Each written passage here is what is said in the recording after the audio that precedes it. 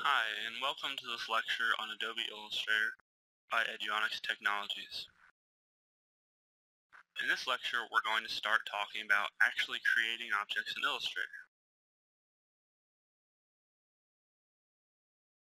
In this first part, we're going to be focusing on basic shapes. As you remember from previous sections, we're going to set up a new document. I wanted to change it up, so we're going to be working in a RGB color space at screen resolution. Although you won't be able to tell, it's just nice to be able to remember certain things. So set up a new document if you haven't already.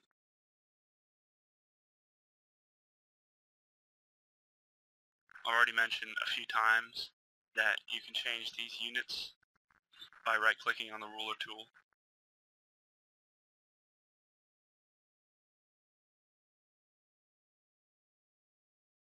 So I'm going to title this Shapes,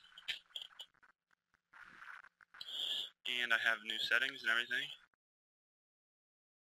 So I'm going to click OK, and we're going to get into it. So shapes are what makes Illustrator what it is. And there's a number of ways to draw on. There's a basic shapes tool, which at first seems a little bit simple, unlike you wouldn't use it, because most shapes that we use in the end aren't a simple ellipse or a simple rectangle, and they're not a six-sided polygon. There is an immense amount of things you can do with these shapes, aside from what you see right here.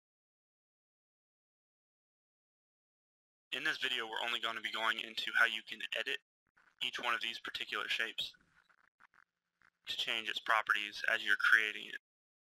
However, you can combine these shapes in a number of different ways to create anything you want, and we'll go into that in the video concerning Pathfinder. In this video, we're going to focus on shapes. So first off, I have my rectangle tool selected. It's the default tool. Now if I drag a rectangle out, I can see the width and height. And I notice it's not even. So one of the first things you want to learn about shapes is that holding down Shift when dragging out any shape will make it equal on all sides. If it's a circle, it'll be a perfect circle and not an oval. If it's a polygon, the polygon will have the same size for every side. If it's a star, the star will not be scrunched in or scrunched up and down. So holding in Shift, as you can see, it makes this into a square instead of a rectangle, no matter where my cursor goes. Let's see what that's like with some of the other tools.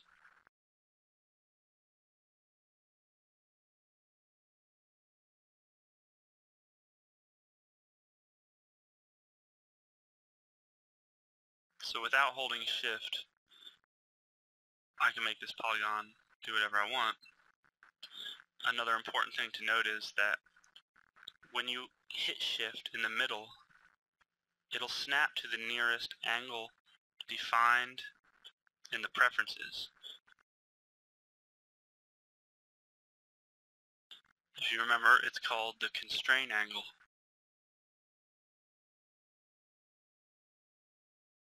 If I go up to preferences, it's under general. You can also hit Control K or Command K. I'd set mine to 10 degrees previously. Let's set it to 45 degrees. Don't worry about the degree sign, it'll put that in for you. Hit OK.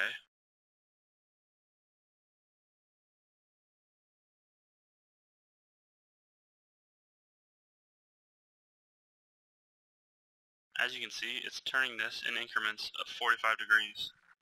That's kind of hard to see with the polygon tool. So let's see with the square tool. And remember again, I'm holding in Shift as I'm transforming it. Also, to transform a shape, you hit the shortcut key E. Also, you can just go over here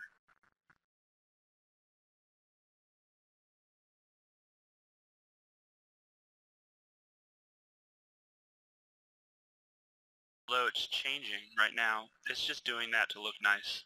It's all going to rotate if you're holding it outside. And remember, this is with transform activated, shortcut key E. So if you start rotating this, it'll rotate. And if you start rotating this while holding in shift, it'll rotate according to the constraint angle, which is 45 degrees like we just set up. Anyway, back into the shapes themselves. I've created a simple square. And now I'm going to create an ellipse.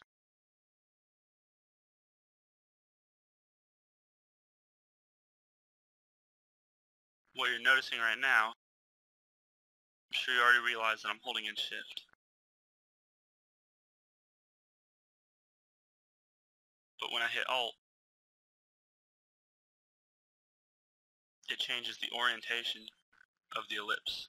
Now it's coming out from the center of where I clicked. So let's undo, and let's hold in Alt without shift, creating an ellipse from the corner of this square. As you can see, we are over the anchor. Smart guides tell us that. I'm going to click, and then I'm going to press Alt. As you can see, no matter what I do, it's centered on the square. When I hold in shift, it creates an equidistant circle centered on the square, or an exact circle. So there you have that, Alt and shift. The same is true with the rectangle tool.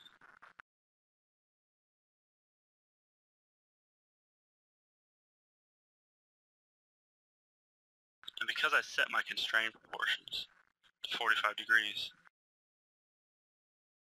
it'll start rectangles out at 45 degrees. So let's set that back. Of course, you can always simply press E, shift, and rotate your rectangle back to normal.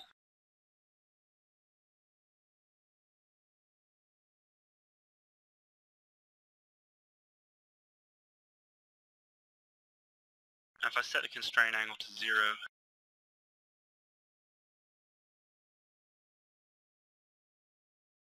it'll still be 45 degrees because that's the default rotation.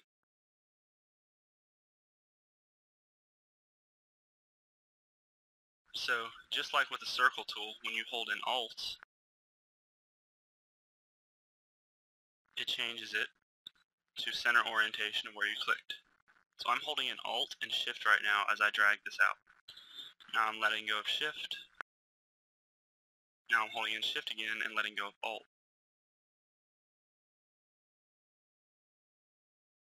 I can just position it in different places. So experiment on this with the shape tools. Experiment on holding in Shift and holding in Alt. Because you want to get that down, we're going to be going into more advanced tools.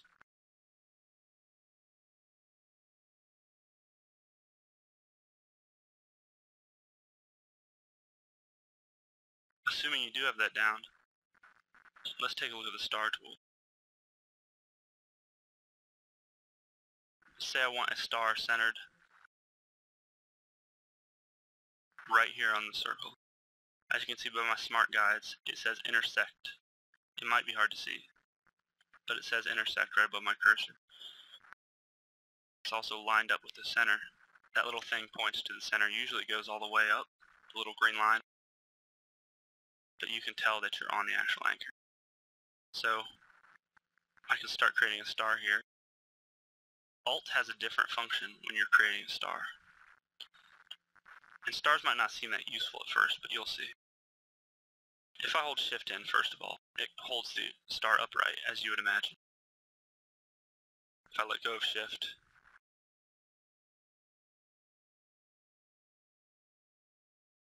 the star moves around freely.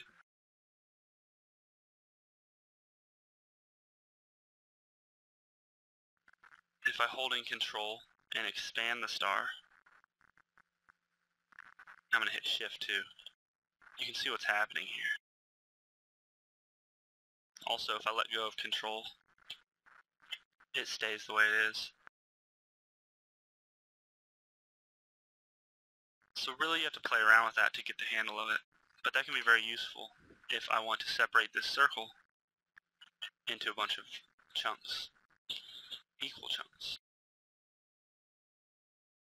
Now normally I would just draw a line and turn it sideways, and then draw another vertical line. But this can be used for a quick effect. We're going to click, we're going to hit Control, and we're going to start our drag. We can let go of Control at this point. Say you're making a graphic of a pizza or something, this would be what you would do. You can separate circles and shapes and whatever else you want into as many pieces as you want. I'm holding in Shift right now to keep it straight. You probably have a Shift key on the other side of your keyboard, so hit that one. Hit the one on the right side, and then hit the up arrow. Hit the down arrow.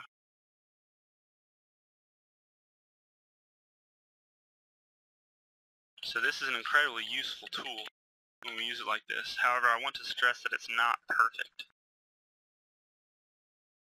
If I zoom in,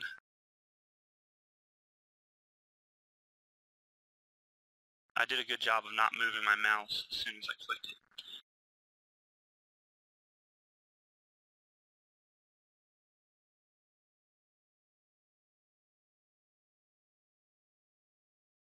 Same thing, basic star tool, I'm just going to click, and remember I don't have to be exactly centered on it. As long as it says center in my smart guides, which once again you might not be able to see, but it says that right above the cursor. As long as it says center, I just click, and it's automatically centered. And since this is a star tool, like the circle tool, it comes out from all directions. So as long as I start it off right where I click, I'll get these rays as you see here, and they'll bisect the circle. I can press up and down and get a different amount of rays.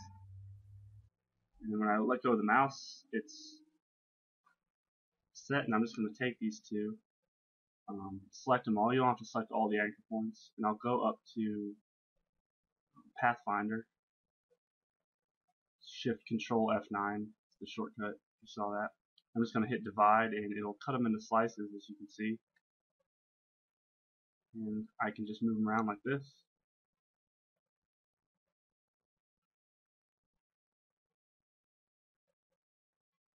As you can imagine, this is useful for a number of things. You want to do a half of a sun coming up over some mountains, or, pizza, obviously. Any kind of pie chart, although Illustrator does have a chart function that we're not going too in-depth into.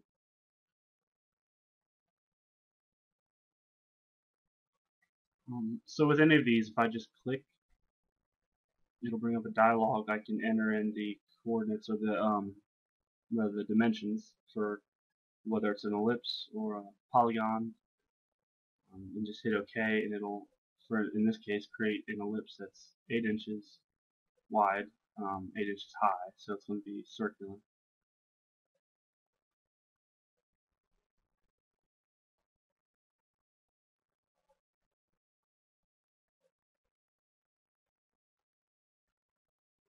And this is true for all of them, all the shapes. So if you go over here in the info panel, you can see the dimensions for the shape that you just created or the one that you have selected. You can change it in the transform panel. I use the transform panel to actually check the stats of the shape if I'm not using the control panel above. So let's just select a different shape here, rectangle, and as you can see, it's width and height again. Star gives you some different options, as does flare and the other choices you have.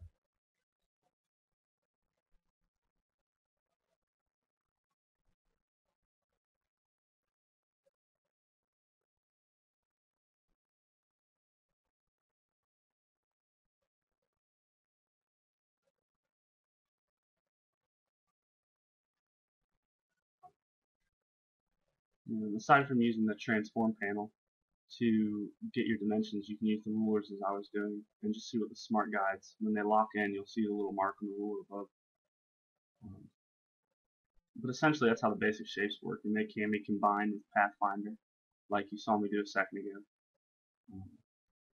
So aside from that, just watch the rest of the shapes videos and just practice on this one point. Try making shapes and combining them, although we do go into Pathfinder in more detail. Practice it now and you'll have a little jump start on it when you're using it in the subsequent tutorials. Thanks for watching.